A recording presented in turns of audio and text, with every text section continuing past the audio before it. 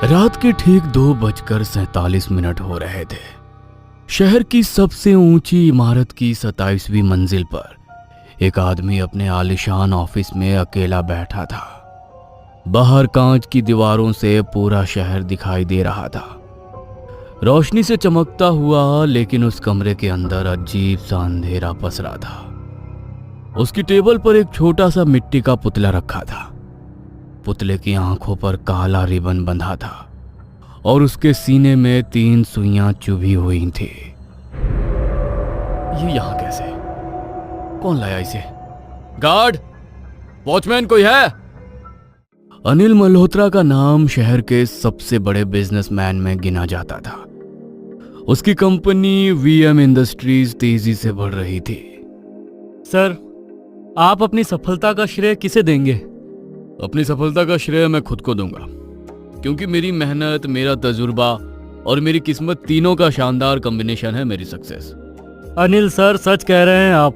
महंगी कारें, बड़ा बंगला, आलीशान ऑफिस, अनिल सर के पास सब कुछ है। फिर भी कुछ तो ऐसा होगा जो आपको भीतर भीतर परेशान करता होगा। पत्रकार के इस सवाल पर अनिल मल्होत्रा चुप हो गया। वो कोई जवाब नहीं दे पाया, मगर सच में एक चीज थी जो उसे अंदर से जला रही थी। वो था उसका प्रतिद्वंदी नमन अग्रवाल। ऐसा कुछ भी नहीं है।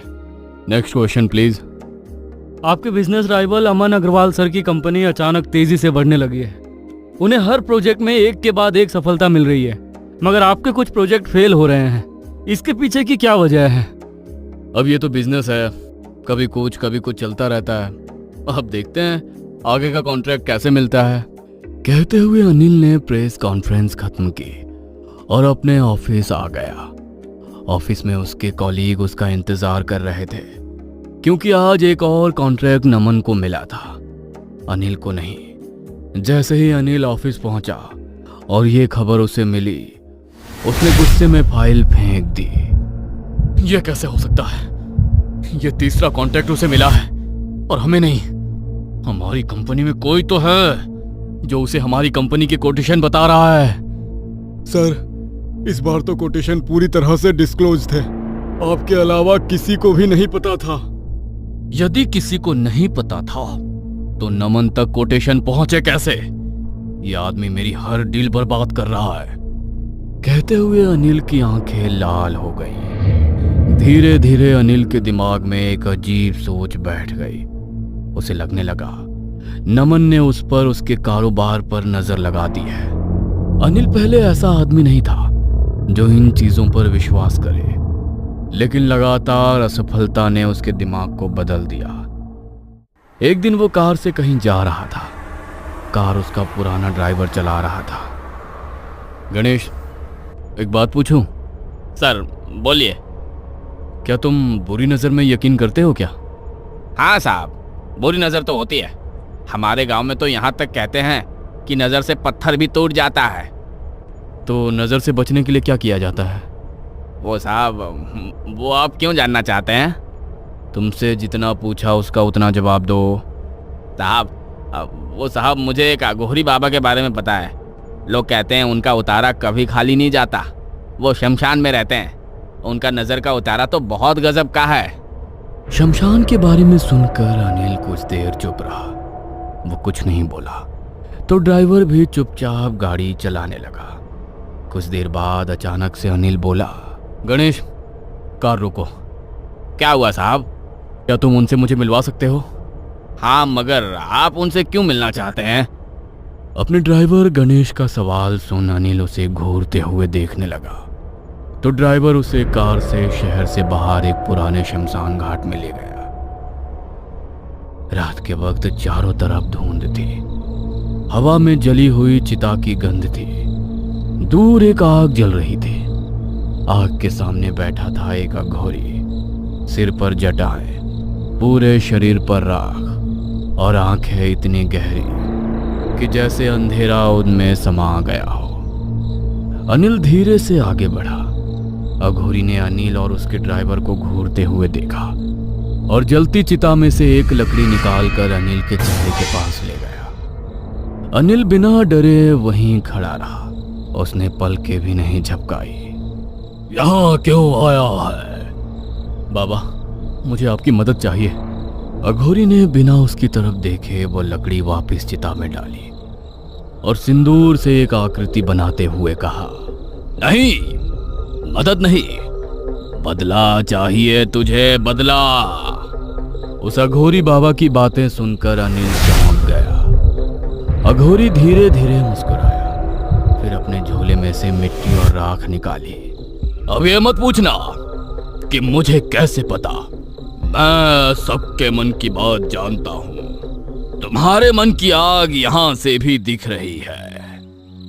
जब आप सब जानते ही हैं तो मुझे कोई उपाय बताओ। अनिल का सवाल सुनकर भी अघोरी बाबा कुछ देर चुप रहे। अनिल उनकी चुप्पी से परेशान हो कभी उन्हें देखता तो कभी अपने ड्राइवर को। कुछ देर बाद फिर अघोरी ने उस मिट्टी और राख से एक छोटा सा पुतला बनाया। यह नजर का टोटका है। इस पुतले में तुम्हारी सारी समस्या का समाधान है। अघोरी की बातें सुनकर अनिल की आंखें चमक उठी। वो पुतले को हाथ में ले अघोरी से सवाल पूछने लगा। बाबा, इससे क्या होगा? जिसकी फोटो इस पुतले पर होगी उसकी किस्मत धीरे धीरे खत्म होने लगेगी और बदकिस्मती उसके दरवाजे पर दस्तक देगी।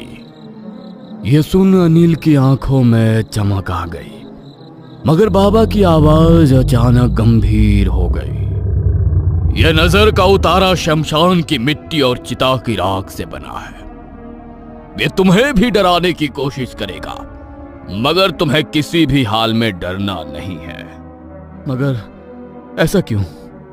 अगर तुम्हारे मन में जरा सा भी डर आया तो ये जादू पलट जाएगा, फिर तुम्हारे बुरे दिन शुरू होंगे। अघोरी की बातें सुन अनिल हंस पड़ा। उसने अघोरी बाबा की ओर देखा और पास खड़े अपने ड्राइवर की ओर देखा। ड्राइवर की आंखों में डर था, मगर अनिल की आंखों में चमक थी।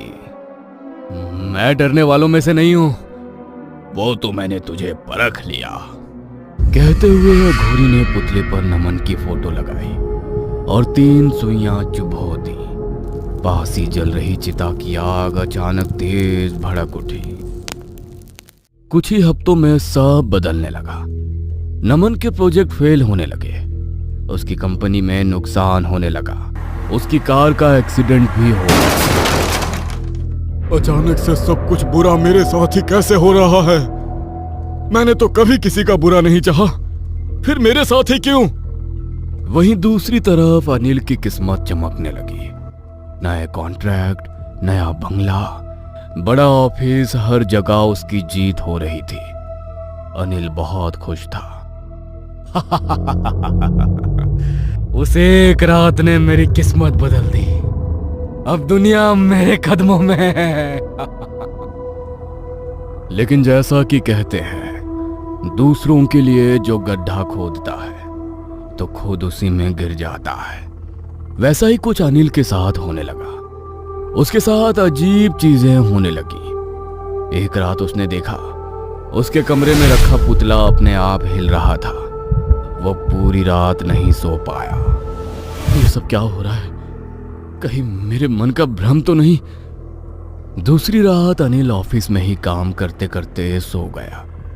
वहां उसने सपना देखा कि नमन उसकी तरफ देखकर मुस्कुरा रहा है और कह रहा है, यह सब ज्यादा दिन नहीं चलेगा, जादू जरूर पलटेगा।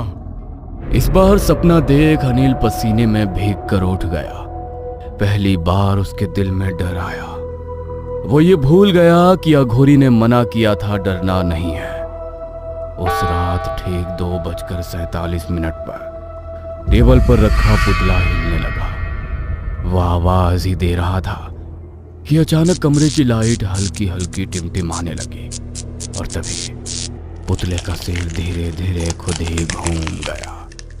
कुर्सी पर बैठा आदमी घबरा कर खड़ा हो गया। वो आदमी था अनिल मल्होत्रा।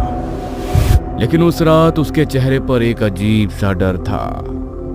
उसने कांपते हाथों से पुतले को उठाया और जैसे ही पुतले को पलटा, उसकी सांस गले में अटक गई, क्योंकि पुतले पर लगी फोटो बदल चुकी थी। वो फोटो अब उसके दुश्मन नमन की नहीं, बल्कि अनिल की खुद की थी। और उसी पल कमरे में किसी की भारी आवाज गूंजी। मैंने कहा था, डरोगे तो जादू पलट जाएगा। ये सुनकर अनिल का शरीर ठंडा पड़ गया। उसे कुछ समझ में नहीं आ रहा था कि वो क्या करे। नहीं, ये नहीं हो सकता। नहीं, मैं नहीं डर रहा। मुझे कोई नहीं डरा सकता है। लेकिन अब देर हो चुकी थी। अगले कुछ महीनों में अनिल की जिंदगी बिखर गई। उसकी कंपनी दिवालिया हो गई। बैंक ने उसका बंगला जब्त कर लिया। और एक दिन अनिल उसी सड़क पर बैठा था। अब उसके हाथ में एक कटोरा था। वो भीख मांग रहा था।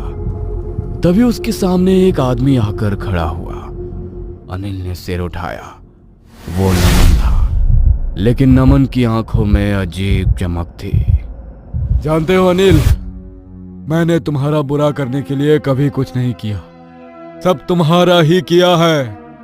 तुम्हें किसी ने बर्बाद नहीं किया। ये सब तुम्हारी अपनी नजर का असर है। कहते हुए नमन ने उस पुतले को तोड़ दिया। डरते हुए अनिल उस पुतले को जोड़ने की कोशिश कर रहा था।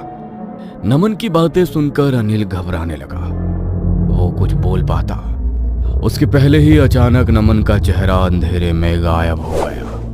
अनिल चीख पड़ा, लेकिन अब उसकी चीख सुनने वाला कोई नहीं था, क्योंकि जिस आग में उसने किसी और को जलाना चाहा था, अब वही आग उसे अंदर से हर दिन जला रही थी। यदि आपको ये कहानी अच्छी लगी हो तो हमें सब्सक्राइब करें। हम जल्द ही एक और नई डरावनी कहानी लेकर आ रहे हैं। कहानी को सबसे पहले देखने के लिए हमारे नोटिफिकेशन को ऑन कर लें।